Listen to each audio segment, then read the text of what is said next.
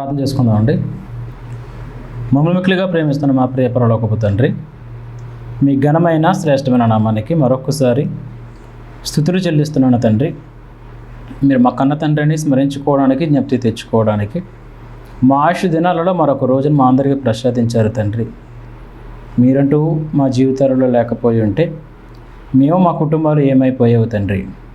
ఈరోజు మీరు ఉన్నారు కనుకనే మేము నిశ్చంతగా బ్రతకగలుగుతున్నాం తండ్రి. ఇదిగో నాయన, ఈ యొక్క సమయంలో కూడా మీకు వాక్యాన్ని ధ్యానించుకొని చుండగా చెబుతున్న నాకు సమయోచితమైన జ్ఞానమును మీ ఆత్మ సహాయం అనుగ్రహించండి. మా అందరి ఆత్మీయ జీవితంలో అవసరమైన సత్యాన్ని మాకు నేర్పించి మీ ప్రేమలో ఇంకొన వర్ధలింప చేయమని, మీరే మహిమ ఘనత ప్రభావాలు ఆరోపించుకున్నామని మీ ప్రియకుమారుడును మా రక్షకుడైనటువంటి యేసుక్రీస్తు వారి పుణ్యనామమునై ప్రార్థన సమర్పిస్తున్నాను తండ్రి. ఆమేన్.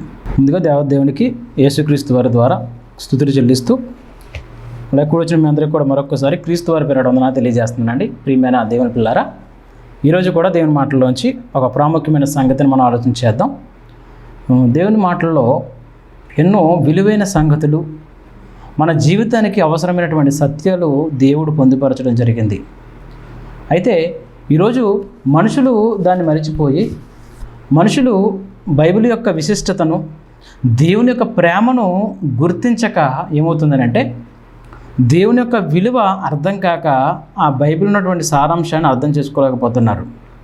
చాలామంది ఈరోజు లోకంలో ఉన్నవారు దేవుని కీర్తిని పాడు చేయడానికి, దేవుని యొక్క గొప్పతనానికి మచ్చ చేయడానికి శతవిధాల ప్రయత్నాలు చేస్తున్నారు. కానీ వారి యొక్క బుద్ధి బయటపడుతుందే కానీ ఆ దేవుని యొక్క శక్తి ఏమాత్రమో కూడా తగ్గదు. చిన్నప్పుడు మాట చెబుతూ ఉండేవారు ఏంటంటే, బురదలో రాయి వేస్తే ఏమవుతుంది? ఆ బురద పాడైపోదేమి, ఆ రాయికి ప్రాబ్లం ఏం కాదు, ఆ బురదకి ప్రాబ్లం కాదు, ఆ వేసినటువంటి రాయికి ప్రాబ్లం కాదు, ఆ రాయి వెళ్ళినటువంటి చేతికి, ఆ మనిషికే ప్రాబ్లం ఏంటంటే ఆ బురద వచ్చి మన మీద పడుతుంది. ఇక విషయంలోకి వెళ్ళగలిగితే ప్రియమైన దేవుని పిల్లారా, ఈరోజు ఒక దేవుని యొక్క భక్తుని గురించి ఆలోచిస్తూ ఒక మంచి విషయాన్ని నేర్చుకుందాం. ఏంటంటే దేవుని గ్రంథమైనటువంటి బైబిల్లో ఒక మనిషి గురించి ఆలోచించేద్దాం. ఎవరనంటే సిమియోను గారి యొక్క జీవితం. సిమియోను గారి యొక్క జీవిత చరిత్ర మనం ఆలోచించగలిగితే, సిమియోను గారు అనేటప్పటికీ మనందరికీ కూడా తెలియంది కాదు, చాలామందికి ఒక్కరే అని మనం అర్థమవుతుంది. బైబిల్ గ్రంథంలో 66 పుస్తకాలలో ఎంతమంది సిమియోనులు ఉన్నారో అని ఆలోచిస్తే టక్కని ఒకరనే మనకు అర్థమవుతుంది. ఎవరనంటే యేసుక్రీస్తు వారిని సున్నత చేయించడానికి యెరూషలేము దేవాలయానికి మన మరియమ్మ గారు, యోసేపు గారు తీసుకురావడం సంగతి. ఆ సందర్భంలో యేసుక్రీస్తు వారిని శిశువుగా ఉన్నప్పుడు ఆ సిమియోను గారు చేతితో ఎత్తిపట్టుకొని ఒక కీర్తన పాడటం, ఆ తర్వాత అన్నగారు యొక్క పరిచయం కనిపిస్తుంది. అంతేనా? ఈ సిమియోను గారి గురించి ఈ ఒక్కచోటే రాయబడిందా? ఇంకెక్కడైనా ఉందో ఆలోచించండి ఒకసారి. సిమియోను గారు అంటే బైబిల్ ఉన్నటువంటి ఆది కాండం దగ్గర నుంచి ప్రకటన గ్రంథం వరకు ఉన్నటువంటి 66 పుస్తకాలలో సిమియోను అనేటువంటి పేరు ఒక్కసారి ఉపయోగించబడిందా? మరి ఇంకెక్కడైనా ఉందో ఆలోచించేద్దాం. దేవుని వాక్యం ఉన్నటువంటి శక్తి కానీ, లేఖనములు కానీ అర్థం కాకపోతే అపార్థం చేసుకునే అవకాశాలు ఎక్కువ. ఒకసారి చూపిస్తాను చూడండి మాట. ఆ మాట చూపించి ముందుకు తీసుకువెళ్తాను. మార్కు గారు రాసిన సువార్త 12వ అధ్యాయము. మార్కు గారు రాసిన సువార్త 12వ అధ్యాయం స్వయంగా మన ప్రభువైనటువంటి యేసుక్రీస్తు వారు చెబుతున్న మాట, హెచ్చరిక. చూద్దాం. 12వ అధ్యాయము 24వ వచనంలో చూడగలిగితే ప్రియమైన దేవుని పిల్లారా, అందుకు యేసుక్రీస్తు వారు చెబుతున్నటువంటి హెచ్చరిక ఏటట, మీరు ఎవరు? వాళ్ళు మీరు అంటే ఎవరెక్కడ చెప్పండి? చదువుతున్న వాళ్ళు, వింటున్న వాళ్ళు, చెబుతున్న వాళ్ళు, నేర్చుకుంటున్నవారు అంటే మనమే. అదవుతుందండి. యావత్తు దేవుని ప్రజలంతా, క్రైస్తవ్యం అంతా కూడా మీరు అనే మాటతో సంబోధించబడి ఏమని రాయబడింది అంటే, మీరు లేఖనములను కానీ దేవుని శక్తిని కానీ తెలుసుకోకపోతే ఎరుగకపోవటం వలననే ఏమవుతుందట? పొరబడుచున్నారు, అనుమానపడుతున్నారు, తొలగిపోతున్నారు, ఏమండి పక్కకి వెళ్ళిపోతున్నారు అని మాట్లాడుతూ, అంటే దేవుని యొక్క శక్తి కానీ లేఖనములు కానీ మనకు బాగా అర్థం కావాలి. బాగా అర్థం కావాలంటే జాగ్రత్తగా చదవాలి, పరిశీలించాలి. అప్పుడు దేవుని యొక్క వాక్యం యొక్క శక్తి మనకు అర్థమవుతుంది, లేఖనాల యొక్క సారాంశం మనకు అర్థమవుతుంది. ప్రియమైన దేవుని పిల్లలు, లేకపోతే సిమియోను గారి యొక్క జీవితం గురించి ఆలోచిస్తే, సిమియోను అనే పేరు కలిగిన వారు ఒకరు కాదండి బైబిల్లో ఉన్నది. ఇందా మీకు చెప్పినట్టుగా సిమియోను అనేటువంటి పేరు ఒకరు మాత్రమే కాదండి, ముగ్గురు వ్యక్తులు కనిపిస్తారు మనకి. ముగ్గురు వేరు వేరు వ్యక్తులు 3 చోట్ల కనిపిస్తుందండి. ముగ్గురు కూడా వేరు వేరు వ్యక్తులు. ముందు అది చూద్దాం. సిమియోను గారి యొక్క జీవిత చరిత్ర అని ఆలోచించే ముందు అసలు సిమియోను ఎంతమంది ఉన్నారు బైబిల్లో, ఆ సిమియోను అంటే ఎవరెవరు ఉన్నారు, ఎక్కడున్నారు? ఆదికాండం నుండి ప్రకటన గ్రంథం ఉన్నటువంటి 66 పుస్తకాలలో ఎక్కడున్నారో ఆలోచించగలిగితే మొదటిగా మనం చూసింది లూకా గారు రాసిన సువార్త 2వ అధ్యాయము 25వ వచనం మనకు కనిపిస్తారు. యెరూషలేమునందు సిమియోనును ఒక మనుష్యుడు ఉండెనని రాయబడింది అక్కడ. అది మీకు చెప్పినటువంటి సందర్భం ఇందాక యేసుక్రీస్తు వారు శిశువుగా ఉన్నప్పుడు సున్నతి చేయించడానికి తీసుకొచ్చినటువంటి సందర్భం అది, అంతే కదండి. అక్కడ ఒక సిమియోను గారు ఉన్నారని అర్థమైంది మొదటిది. ఇక రెండవ సిమియోను గారు ఎక్కడ కనిపిస్తారని ఆలోచించగలిగితే అపోస్తలుల కార్యములు 13వ అధ్యాయము 1వ వచనం చూడగలిగితే ప్రారంభం చదవగలిగితే అంతియోకియలో ఉన్నటువంటి సంఘం గురించి మాట్లాడుతూ, అంతియోకియలో ఉన్నటువంటి దేవుని సంఘం గురించి మాట్లాడుతూ, ఏమండి క్రీస్తు సంఘం గురించి మాట్లాడుతూ అందులో బర్నబా, నిగేర్ అనబడినటువంటి సిమియోను అని రాయబడింది అక్కడ. నిగేర్ అనబడినటువంటి సిమియోను అని రాయబడింది అక్కడ. అంటే ఇదొక సిమియోను గారి పేరు. తర్వాత ఇంకేమన్నారు అక్కడ, కురేనైనటువంటి లూకియా, చతుర్థాధిపతి అంటే హేరోదుతో కూడా పెంచబడినటువంటి మనయేసు, సౌలు అను ప్రవక్తలను బోధకులను ఉండిరి అని రాయబడింది అక్కడ. అంటే ఇక్కడ కనపడుతున్నటువంటి సిమియోను ఎవరన్నమాట? ఇంతకీ లూకా గారు రాసిన సువార్తలో కనిపించినటువంటి సిమియోను గారే కాదండి. లూకా గారు రాసినటువంటి సువార్తలో యేసుక్రీస్తు వారిని శిశువుగా ఉన్నప్పుడు ఎత్తుకున్నటువంటి సిమియోను గారు కాదండి. ఈయన ఎవరట? పౌలు గారి పరిచర్య చేస్తున్నప్పుడు అంతియోకియలో సంఘములో ఒక బోధకుడుగా ఉన్నారు ఈయన. ఆయన పేరుది. ఏమండి ఒక ఊరు ఉందనుకోండి, ఆ ఊరిలో రాములు 10 మంది ఉండొచ్చు, 20 మంది ఉండొచ్చు, 30 మంది ఉండొచ్చు. రాము అనేటప్పుడు నేను ఒక్కనంటే ఎలా కుదురుతుంది? అంతేనండి. అలాగే సిమియోను గారు అంతియోకియ సంఘములో ఒక బోధకురైన. అంటే మన బైబిల్లో చూసుకుంటూ వస్తుంటే లూకా గారి సువార్తలో ఒక చోట ఒకరు కనిపించారు, అపోస్తలుల కార్యములు 13వ అధ్యాయంలో మరొకరు కనిపించారు. ఈ నెంబర్ 2 ఈయన. నెక్స్ట్ మరొక వ్యక్తి ఎక్కడ కనిపిస్తున్నారు చూడండి ఒకసారి. అదే అపోస్తలుల కార్యములు 15వ అధ్యాయము.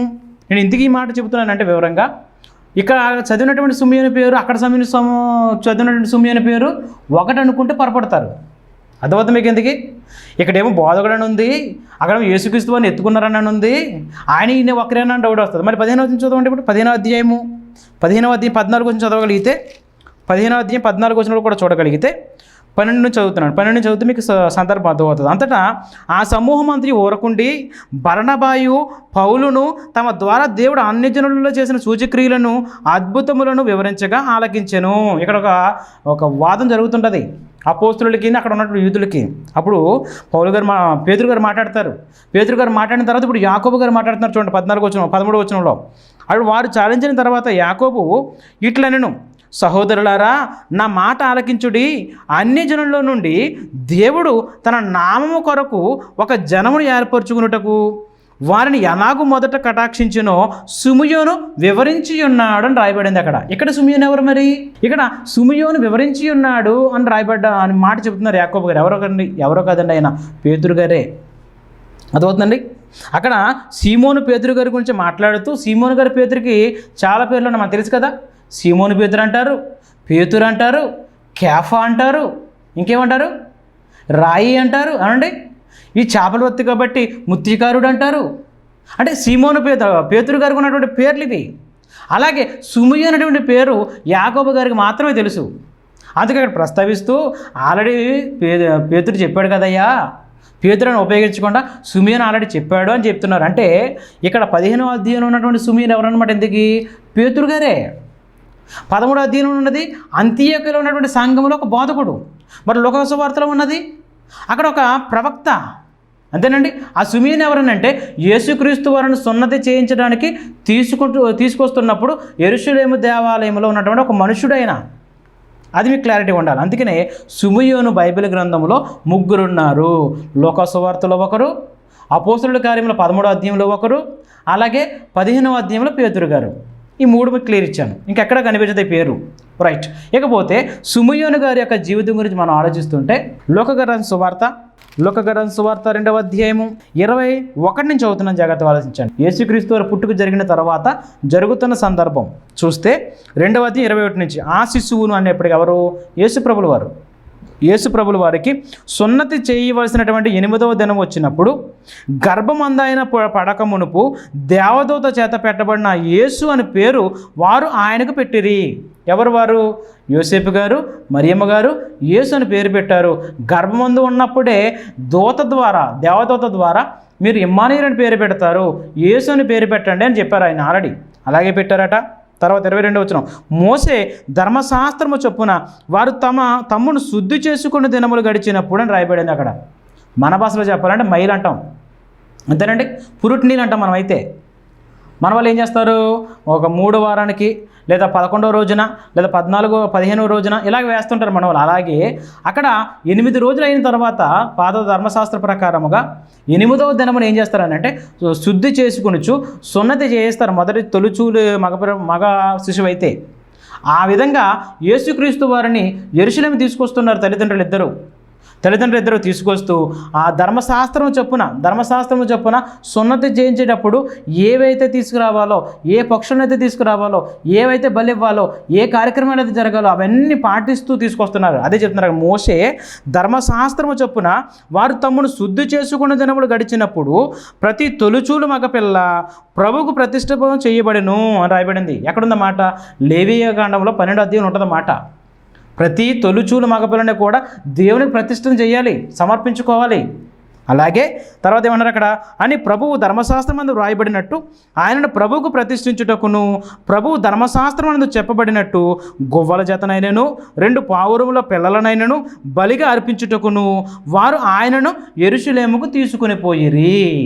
పక్షులను తీసుకుని, పావురాలను తీసుకుని, ఏమంటే 8వ దినం గడిచిన తర్వాత శుద్ధి చేసుకొనొచ్చు వచ్చారట. వచ్చేటప్పటికి యెరూషలేములో ఒకరు కనిపించారు. ఆయన మనం ఇప్పుడు మాట్లాడుకోబోతున్నటువంటి సిమియోను గారు. అవనే చూడండి అక్కడ 25వ వచనం, యెరూషలేమునందు సిమియోనును ఒక మనుషుడు ఉండెను. ఇక్కడ నుంచి జాగ్రత్తగా చదువుకుందాం మనం. ఇక యేసుక్రీస్తు వారు ఆ తల్లిదండ్రులు ఎప్పుడైతే సున్నతి చేయించడానికి యెరూషలేము వచ్చారో ఆ యెరూషలేములో ఒక మనిషి కనిపించారు. ఆ మనిషి గురించి దేవుడు ఇస్తున్నటువంటి సాక్ష్యం చూడండి. ఇక్కడ ఒక మనిషి గురించి ఒక దేవుడు ఇస్తున్నటువంటి సాక్ష్యం. ఈరోజు నీ గురించి, నా గురించి ఒక మంచి సాక్ష్యం దేవుడు ఇవ్వగలడా? ఏమండి, దేవుని వరకు ఎందుకండి, మన ఇంటి వారు ఇవ్వగలరా మన గురించి సాక్ష్యం? చెప్పండి. ఇప్పుడు ఒక భర్త గురించి ఒక భార్య మంచి సాక్ష్యం చెప్పగలదా? ఒక భార్య గురించి ఒక భర్త మంచి సాక్ష్యం చెప్పగలడా? ఈరోజు ఒక పిల్లల గురించి ఒక తల్లిదండ్రులు సాక్ష్యం చెప్పగలరా? నా పిల్లలు చాలా మంచి వాళ్ళండి, దేవుడిని తప్ప ఇంక దేనిని స్మరించరు అనే ఆలోచనతో ఒక మంచి సాక్ష్యం చెప్పగలమా? మన వీధిలో మంచి సాక్ష్యం చెప్పగలమా? ఆలోచించండి. అంటే ఒక మనిషిగా మనం ఫెయిల్ అయిపోతున్నాం. కానీ ఒక మనుషుడు ఉండేను అని రాయబడుతూ ఒక సిమియోను గారి గురించి దేవుడు చెబుతున్న సాక్ష్యం చూడండి ఒకసారి. ఎంత మంచి మాట అండి. నిజంగా సాక్షాత్తు లోకములో కాకుండా లోకాలను కలిగించినటువంటి దేవుడే సాక్ష్యం చెబుతున్నాడు అంటే ఎంత మంచి భక్తి జీవితం అయి ఉండాలి చెప్పండి. ఎంత మంచి భక్తి జీవితం, ఎంత ఆత్మీయ జీవితం అయి ఉండాలి చెప్పండి ప్రియమైన దేవుని పిల్లారా. అలా ఉండాలంటే అహోరాత్రులు దేవునిలో మనం ఉండాలి. ప్రతి క్షణము కూడా దేవుని మీద ఆధారపడుతూ మనం బ్రతికితే మంచి సాక్ష్యం పొందుకోగలమండి ప్రియమైన దేవుని పిల్లారా. నిజంగా వారు మనలాంటి మనుషులే, మనలాంటి రక్త మాంసాలు కలిగిన వారే, మనలాంటి శరీర ఆకారాన్ని కలిగిన వారే, మనలాంటి కోరికలు, మనలాంటి జీవితాన్ని కలిగిన వారే. కానీ వారి శరీరాన్ని అదుపు చేసుకుని అదృశ్య దేవుని దృష్టిలో మంచి పేరు పొందుకున్నారండి ప్రియమైన దేవుని పిల్లారా. మనమైతే పాడైపోతున్నామండి. చిన్న చిన్న విషయాలకు, చిన్న చిన్న కోరికలకు, దాని ఏమంటారంటే చిన్న చిన్న విషయాలకు మనం ఏమవుతున్నామంటే లొంగిపోతున్నామండి ప్రియమైన దేవుని పిల్లలు. వద్దండి. సిమియోను గురించి మాట్లాడుతూ సిమియోను గురించి చెబుతూ ఏమన్నారంటే ఒక సిమియోను ఒక మనుషుడు ఉండేను. అతడు సిమియోను ఎలాంటి వాడట? నీతిమంతుడు. అంటే ఏ రోజు? ఆదివారం ఒక్కరోజు నీతిమంతుడు కాదు. అర్థమవుతుంది మీకు? సోమవారం ఒకరోజు నీతిమంతుడు కాదు. మనకులాగా సన్నిధికి వచ్చినప్పుడు మాత్రం తెల్ల బట్టలు వేసుకున్నప్పుడు మాత్రమే నీతిమంతులం కాదు. మనం ఎప్పుడు ఉంటామని అంటే ఆదివారం ఒకరోజు మాత్రమే కనిపిస్తాం. మిగిలిన అన్ని రోజులు కూడా మన తడాక చూపిస్తుంటాం బయట. ఏమండి? మన తడకలు అన్నీ కూడా దేవుడు చూస్తున్నాడు ప్రతి క్షణము కూడా. ఆయన కన్నులకు అంతా కూడా తేటగా కనిపిస్తుంది. అయ్యగారికి కనిపించకపోవచ్చు కానీ ఆయనకి మాత్రం సమస్తము తేటగా కనిపిస్తుందండి. నేను ఎక్కడ ఏం చేస్తున్నానో, మన వ్యాపారం దగ్గరికి వెళ్ళినప్పుడు ఏం చేస్తున్నామో, ఉద్యోగం దగ్గరికి వెళ్ళిన తర్వాత ఏం చేస్తున్నామో, ఆఫీస్కి వెళ్ళిపోయిన తర్వాత ఏం చేస్తున్నామో, ఏమండి మన పనికి వెళ్ళిపోయిన తర్వాత ఏం చేస్తున్నామో, ఒంటరిగా ఉన్నప్పుడు ఏం చేస్తున్నామో అన్నీ నాకు తెలుసు. మనల్ని కన్నటువంటి దేవునికి తెలుసు. నీ భర్తకి తెలియకపోవచ్చు, నీ భార్యకి తెలియకపోవచ్చు, నీ తల్లిదండ్రులకి తెలియకపోవచ్చు, నీ అత్తమామలకు తెలియకపోవచ్చు, నీ అన్నదమ్ములకి, నీ అక్కచెల్లెలకి, నీ తోబుట్టువులకి, నీ చుట్టూ ఉన్నవారు ఎవరికి తెలియకపోవచ్చు. కానీ ఒక మాట గుర్తుపెట్టుకో సహోదరుడా, సహోదరి, దేవుడు సమస్తమును చూస్తున్నాడు. నాకేం జరగలేదు కదా, నన్ను ఏం అనలేదు కదా అని అనుకుంటున్నావేమో. ప్రతి దానికి సమయము కలదు. అన్యాయము చేయని వారిని అన్యాయము చేయనిమ్ము, నీతిమంతునిగా బ్రతుకుతున్న వారిని నీతిమంతునిగా బ్రతకనిమ్ము. చూద్దాం, వెయిట్ అండ్ సీ. ప్రతి వానికి వాని క్రియల చొప్పున ప్రతిఫలము ఉంటుంది అని రాయబడింది బైబిల్లో. మనందరికీ ఉంటుందండి. అందుకే దేవుని వాక్యంలో ఎల్లప్పుడూ మనం పదిలిపరచబడితే మనం సేవ్ అవుతాం. ఇక్కడదే మాట్లాడుతూ అతడు నీతిమంతుడు అని రాయబడి చూడండి. నీతిమంతుడట. అబ్బా, ఎప్పటి నుంచి ఎప్పటి వరకు? దేవుడు కనిపెట్టిన నాడ నుండి ఎప్పటి వరకు, ఆ మాట రాసినంత వరకు, ఆయన చనిపోయేంత వరకు నీతిమంతునిగా బ్రతికాడండి. మరి మనమైతే నీతి తప్పి బ్రతుకుతున్నాం, అతిక్రమంతో బ్రతుకుతున్నాం, క్రమం తప్పి బ్రతుకుతున్నాం. ఏమండి ఇక్కడ సుమేన్ గారి గురించి మాట్లాడుతూ ఆయన నీతిమంతుడయ్యా. Next number 1 quality. నెంబర్ 2 ఏమన్నారు అక్కడ? నెంబర్ 2 ఏమన్నారంటే భక్తిపరుడై ఉండి అని రాయబడి. భక్తిపరుడు ఏంట భక్తి అని అనగానే యాకోబు గారు ఒక మంచి నిర్వచనం ఇచ్చారు. ఏంటంటే ఇహలోక మాలిన్యము తనకు అంటకుండా తను తాను కాపాడుకునేవాడును, బేదల మీదను విధవరాండ్ర మీదను కనికరము చూపిస్తూ వారి ఇబ్బందులు ఉన్నప్పుడు పరామర్శించుటయు తండ్రి అయిన దేవుని ఎదుట భక్తి నిజమైనది అది అని రాయబడింది అక్కడ. తండ్రి అయిన దేవుని ఎదుట పవిత్రమైన భక్తి ఏదనగా అని మొదలు పెడతారు అక్కడ 1:27 యాకోబు గారి పత్రిక. అంటే ఈయన జీవితంలో ఒక నీతి కనిపిస్తుంది, ఈయన జీవితంలో ఒక భక్తి జీవితం కనిపిస్తుంది. తర్వాత ఇంకేమన్నారు అక్కడ ఇశ్రాయేలు యొక్క ఆదరణ కొరకు కనిపెట్టువాడు. చూడండి అంత మంచి లక్షణము. ఇశ్రాయేలు అంటే తన జనాంగం. ఆ రోజు దేవుని ప్రజలందరినీ కూడా ఇశ్రాయేలీలు అనేవారు కదా. ఇశ్రాయేలు యొక్క ఆదరణ తన గురించే కాదు, తన కుటుంబం గురించే కాదు, తన జనాంగం గురించి, తన చుట్టూ ఉన్న వారి గురించి కనిపెట్టడం అంటే మామూలు సంగతి కాదండి ప్రియమైన దేవుని పిల్లరా. అప్పుడప్పుడు మనం రోడ్డు మీద వెళ్తున్నప్పుడు కొన్ని చోట్ల ఒక స్లోగన్ కనిపిస్తుంటుంది, అందరూ బాగుండాలి, అందులో నేను ఉండాలి. చూడండి, బాగుంది కదా అది. ఇక్కడ సుమేన్ గారు కూడా మాట్లాడితే ఏమన్నారంటే అందరి గురించి నేను ఆలోచిస్తున్నానయ్యా, అందరూ రక్షించబడాలి, అందరూ మారు మనసు పొందుకోవాలి. ఇశ్రాయేలు ఆదరణ కొరకు కనిపెట్టుచున్నాను, ఇశ్రాయేల్ యొక్క ఆదరణ కొరకు కనిపెట్టువాడును, పరిశుద్ధాత్మ అతని మీద ఉండెను. అంటే నిజంగానండి ఎల్లప్పుడూ ధ్యానములో ఉన్నారు. ఎవరి ధ్యానములో? పరమాత్ముని యొక్క ధ్యానములో ఉన్నారు. ఆయన దేవుని ధ్యానించడంలో ఉన్నారు. ఈయన ఎల్లప్పుడూ ఇంచుమించుగా 24 గంటలు కూడా దేవుని ఆలోచనలతో బ్రతుకుతున్నారనమాట. మనమైతే వారానికి ఒకసారి, అది కూడా ఒక అరగంట, అందులోని మళ్ళీ ఒక 5 నిమిషాలు అటు ఇటు పోతాయి, 25 నిమిషాలే. ఏమండి అరగంట ప్రోగ్రాం అనుకోండి. ఇది అరగంట ప్రోగ్రాంలో ముందు వెనక మొత్తం కటింగ్లు ఎండిపోతే ఎంత వస్తుంది? మహా అయితే 24-25 నిమిషాలు వస్తుంది. ఈ 24-25 నిమిషాలైనా సరే ఒక చక్కగా కూర్చుని విని నేర్చుకుందామనే ఆలోచన ఉంటుందండి. ఇంతలో ఫోన్ వస్తుంది, ఇంతలోనే ఎవరోకి వస్తారు. అసలే ఆదివారం అనేటప్పటికి ఎవరో చుట్టాలు వస్తూ ఉంటారు, పోతూ ఉంటారు. అసలు బిజీ పర్సన్ మనం. ఎంత బిజీ అంటే ఏంతో గజిబిజీ. ఏమండి మన లైఫ్లో అంతా గజిబిజీ, అయినా బిజీ.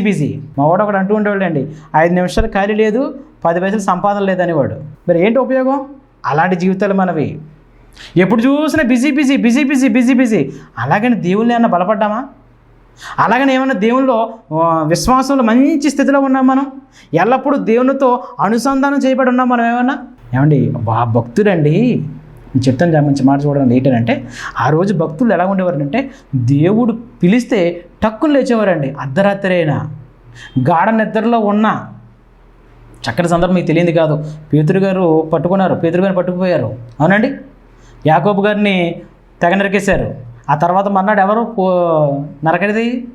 ఆ తర్వాత వధించబడేది ఎవరు అనుకున్నారు? పేతురు గారే. పేతురు గారు అయితే ఆయన నిద్రపోతున్నారు, జైల్లో ఉన్నారు, లోపల ఉన్నారు. లోపల ఉంటే దేవుడు పిలిచాడండి, వెంటనే లేచాడో లేదో చెప్పండి. అంటే దాని అర్థం ఏంటి? ఇంతకీ ఆ కాన్సెప్ట్ మీరు ఆలోచించండి ఒకసారి.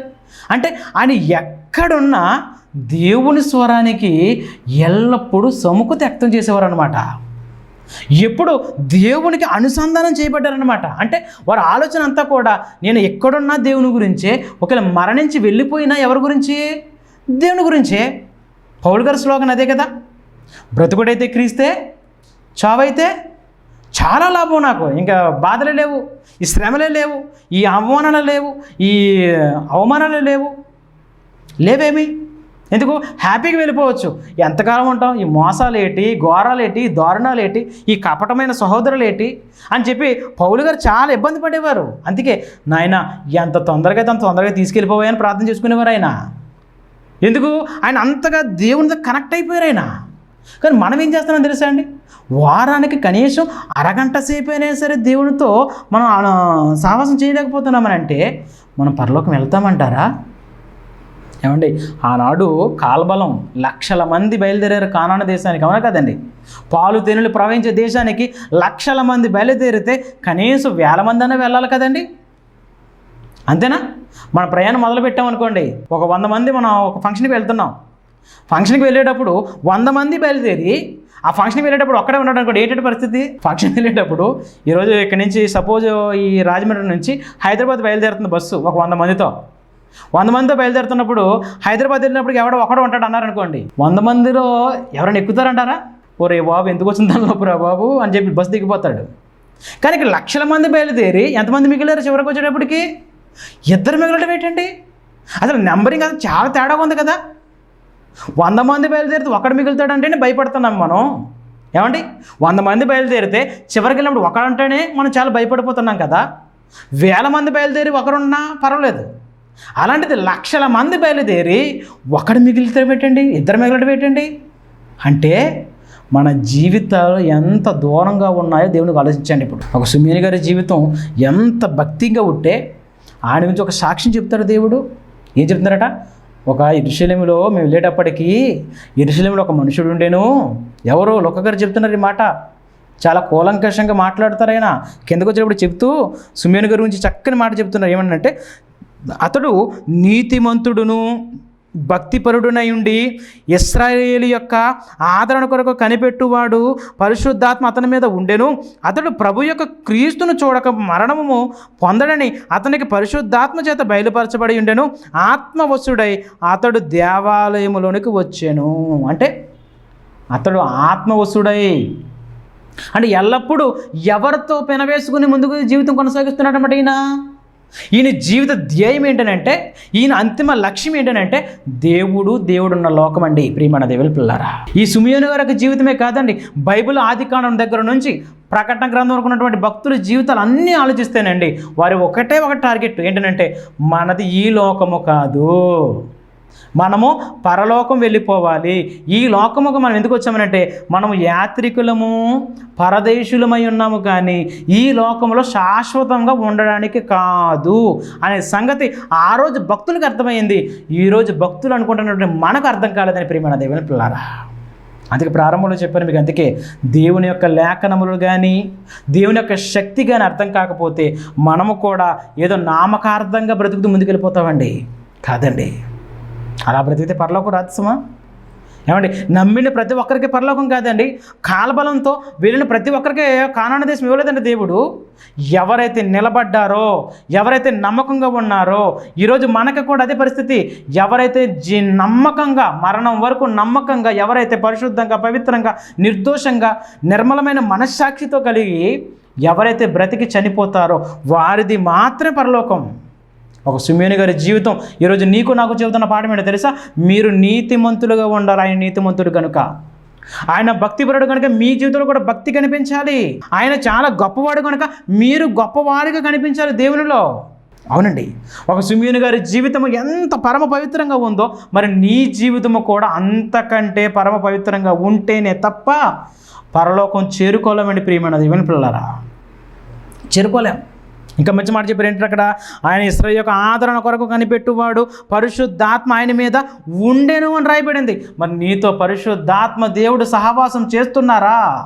నీవు జీవిస్తున్న జీవితంలో నీకు దేవుడు తోడుగా ఉండడం లేదు నీకు అర్థమైపోతుంటుంది. నీ ఆత్మ మనస్సాక్షికి అర్థమైపోతుంటుంది. కొరింథీయులకు రాసిన మొదటి పత్రిక 11వ అధ్యాయము 28వ వచనం ఒకసారి చూడగలిగితే ప్రియమైనది, అక్కడ చక్కని మాట చెప్తున్నారు. ఏంటంటే ప్రతి మనుష్యుడు అని రాయబడింది అక్కడ. కాబట్టి ప్రతి మనుష్యుడు ఏంటి? కాబట్టి మనం అంతా కూడా పరలోకం వెళ్ళాలనుకుంటున్నాము. కాబట్టి మనమందరం కూడా యేసుక్రీస్తు రక్తంలో కడగబడ్డాము. కాబట్టి కడగబడినటువంటి ప్రతి విశ్వాసి, ప్రతి బోధకుడు, ప్రతి ఒక్కరూ కూడా మనము పరలోకానికి అర్హులుగా మనం ఎంచబడ్డాము. కనుక పరలోకం వెళ్ళిపోవాలంటే ఆనాడు కానాను దేశానికి వెళ్ళిపోకుండా ఎంతమంది తాగిపోయారో అందులో నీవుకు నేను ఉండకూడదు. కాబట్టి మనము కూడా పరలోకానికి అర్హత ఉన్నాం, పరలోకానికి వెళ్ళడానికి సిద్ధపడుతున్నాం, కానీ ఆగిపోకూడదు కదా. అంతే కదండి. ఇప్పుడు ఎగ్జామ్ ఉంది, ఎగ్జామ్కి అప్లై చేస్తాం బాగానే ఉంది, ఎగ్జామ్కి వెళ్ళి రాసాం బాగానే ఉంది, ఎగ్జామ్లో పాస్ అయ్యాం బాగానే ఉంది, వెళ్ళి జాయిన్ అవ్వలేదానికి ఏంటి ఉపయోగం? ఎగ్జామ్ రాసిన తర్వాత ఉద్యోగంలో జాయిన్ అవ్వకపోతే ఏంటి ఉపయోగం? ఉద్యోగం సంపాదించాలనే కదా ఆశపడ్డాం, ఉద్యోగం సంపాదించాలనే కదా మనం ఎగ్జామ్కి అప్లై చేసాం. ఎగ్జామ్కి అప్లై చేసాం బాగానే ఉంది, ఎగ్జామ్ రాసుకున్నా బాగానే ఉంది, ఎగ్జామ్ రాసిన తర్వాత పాస్ అయిపోయా బాగానే ఉంది, తర్వాత సర్టిఫికేట్ వెరిఫికేషన్కి వెళ్ళా బాగానే ఉంది. కానీ ఉద్యోగం అపాయింట్మెంట్ తీసుకోవడానికి వెళ్ళడానికి నువ్వు లేవనుకో, ఏంటి ఉపయోగం? మనకు మా ఫ్రెండ్ ఒకటి అలాగే అయిందండి. ఇక 4 రోజులు ఉద్యోగంలో జాయిన్ అవ్వాలి, కానీ యాక్సిడెంట్లో చనిపోయాడండి కుర్రాడు, 24 సంవత్సరాలు. వాళ్ళ తల్లిదండ్రులు ఎంత బోరుని ఏడ్చారనంటే, ఎంతో కష్టపడి చదివించావండి, ఎంతో చెమటోచి చదివించావనండి, ఈ ఉద్యోగం వచ్చిందని చాలా ఆనందపడ్డావండి, జాయిన్ అవ్వడానికి 4 రోజుల టైం ఉందని చెప్పి ఎంత బోరుని ఏడిపిస్తే వాళ్ళందరూ కూడా చాలా చలించిపోయేవండి.